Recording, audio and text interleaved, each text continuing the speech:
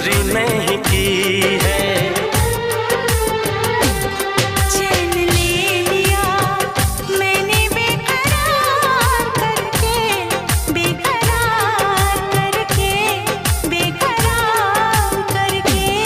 दिल लगा लिया मैंने तुमसे प्यार करके, तुमसे प्यार करके, तुमसे प्यार करके।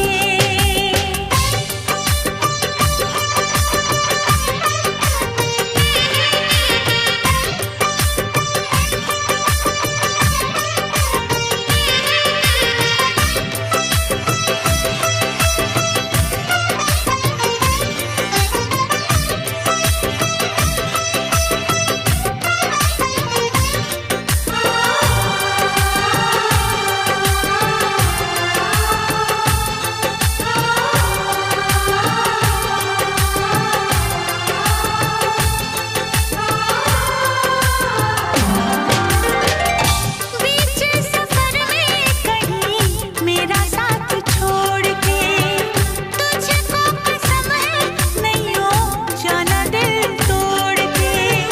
कैसे मैं बताऊं तुझे कैसा मेरा हाल वे, जीना मरना है सब अब तेरे नाल वे।